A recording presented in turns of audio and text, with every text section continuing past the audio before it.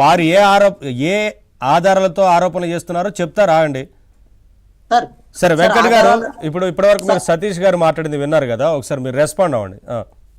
Sir, ఆధారాలు నాగోలు మూసి bridge కింద కొంచెము, వికారాబాద్ అడవుల్లో కొంచెం కాల పెడితే తర్వాత మిగిలిన కేవలం 5% ఆధారాలే, 600 ఫోన్లు సార్, 5% ఆధారాలే. దాంట్లో ప్రముఖ జర్నలిస్ట్ రాధాకృష్ణ గారి పేరు కూడా దాంట్లో, ఆ నెంబర్ కూడా ఉండడం బాధాకరమైన విషయం.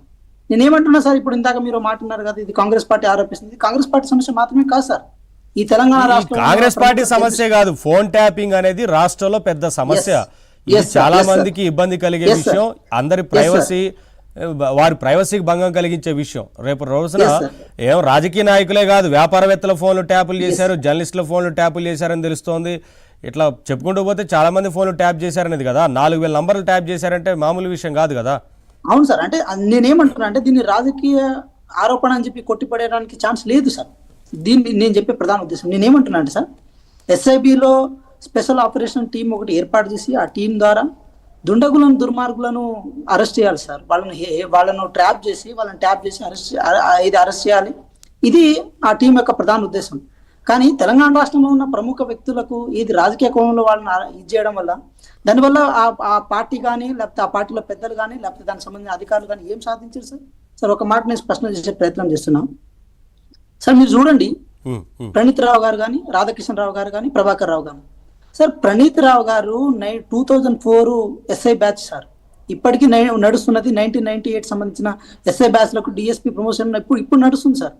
అలాంటి అంత త్వరితగతిన అంత వేయాల్సిన అవసరం ఏముండే సార్? First point.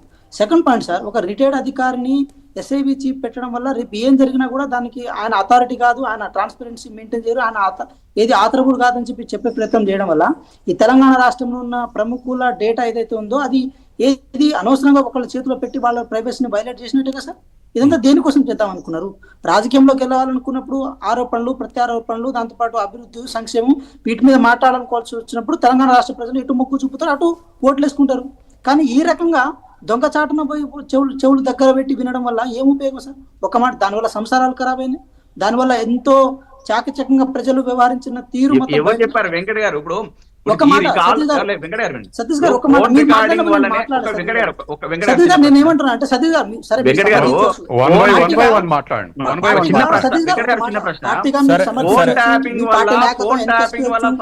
ఏది అమెరికాలో కేటీఆర్ గారు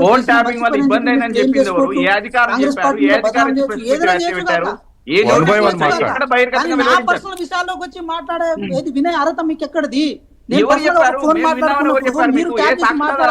ఎక్కడిది? ఏ పేరున ఇజ్రాయల్ నుంచి ఆ టెక్నాలజీ తీసుకొచ్చి ఎవరి మీద వాడారు మీరు?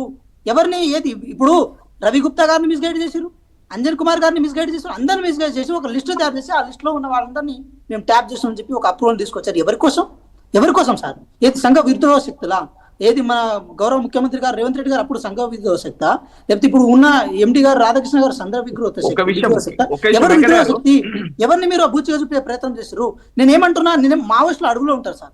అడుగులో ఉన్న మావోయిస్టుల నెంబర్ ఉంటాయో లేదో కూడా తెలియదు. కానీ ఎవరైతే అర్బన్ ఏరియాలో ఉన్న వాళ్ళందరినీ తీసుకొచ్చి మీరు వీళ్ళ మావోయిస్టుల సమాచారం వీళ్ళ దగ్గర అంటే, మా దగ్గర మావోయిస్టుల సమాచారం ఉంటుందా సతీష్ గారు? మీరు ఇంకో విషయం కూడా గమనించాలి సతీష్ గారు, ఒక మాట గుర్తు పెట్టుకోండి. దీంట్లో కేవలం కాంగ్రెస్ పార్టీ వాళ్ళు చేసిర్రు వేరే సార్, దీంట్లో పార్టీలకు అతీతంగా తన మన భేద లేకుండా అందరి ఫోన్లు ట్యాప్ అయినాయి. మీ బీఆర్ఎస్ పార్టీలో ఉన్న కీలకమైన వ్యక్తులు ఇన్ కేసు కవిత గారి ఫోన్ కూడా ట్యాప్ అయి ఉండొచ్చు. మేము కళాఖండిగా చెప్తున్నాం ఈ విషయం. దీన్ని మీరు పార్టీలకు అతీతంగా చూడాలి. సరే, సతీష్ గారు ఏదో అడుగుతారంట.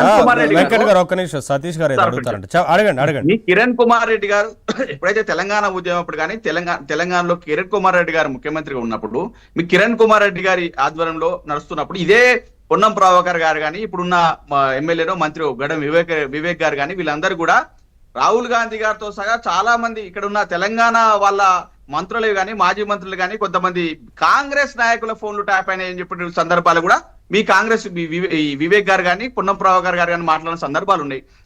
మీరు ఫోన్ ట్యాపింగ్ గురించి మీరు మాట్లాడితే ఏంటంటే నాకు అన్న ఒక విషయం మనం శాస్త్రీయబద్ధంగా మాట్లాడుకుందాం. ఇక్కడ మీరు ఇప్పుడు ఏదైతే మాట చెప్పారో ఈ మాటకు శాస్త్రీయత ఉందా? మీరన్న మాటలే కదా. డిబేట్ చేస్తున్నారు, డైవర్ట్ చేస్తున్నారు.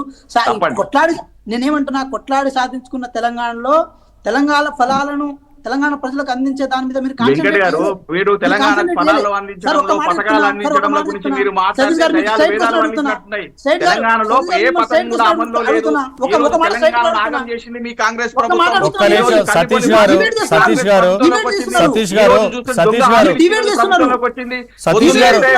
గారు మనం మాట్లాడుతున్న డిబేట్ అంటారు, కాళేశ్వరం అంటారు, రకరకాల కారణాలు ప్రజలని సతీష్ గారు ఒక్క నిమిషం మీరిద్దరు ఒక్క నిమిషం ఆగండి ప్లీజ్.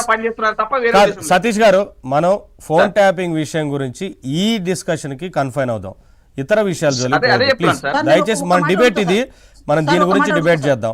మిగతా డిబేట్ గురించి పెట్టుకుంటే అది 1-2 గంటలు టైం పడుతుంది, మనకు సరిపోదు సమయం. ఓకే వెంకట్ గారు మీరు చెప్పండి, మీరు ఏం చెప్పదలుచుకున్నారు చెప్పండి వెంకట్ గారు. సార్ ఇప్పుడు నేనేమంటున్నా, ఇప్పటికీ 1998 బ్యాచ్ వాళ్ళకు డిఎస్పీ ప్రమోషన్ నడుస్తున్నాయి. 2004 బ్యాచ్ ఎస్ఐకి ఎందుకు ప్రమోషన్ ఇచ్చి ఏది అందులో ఎక్కించారో ఇది దానికి సమాధానం చెప్పాలి. ప్రభాకర్ రావు గారు ఇక్కడ మొత్తం వ్యవస్థ జరుగుతున్న తర్వాత అమెరికా ఎందుకు పారిపోయారో దానికి సమాధానం చెప్పాలి. ఇంకో మాట కూడా చెప్తున్నాం, ప్రతిసారి ఏది తెలంగాణ సంబంధించిన రజతోత్సవాల పేరుతోనో బతుకమ్మల పేరుతోనో ఏదో మీటింగ్ల పేరుతో కేటీఆర్ గారు అమెరికా వెళ్తున్నారు కదా, మేము 100% ఒకటి చెప్తున్నాం, ప్రణీత్ రావు గారికి ప్రాపర్ వేలో గైడ్ లైన్స్ ఇవ్వడం కోసం అమెరికా వెళ్ళారని చెప్పి మేము చెప్తున్నాం. ఇది ఆరోపణ కాదు, ఇది వాస్తవం చెప్తున్నాం. 100% చెప్తున్నాం.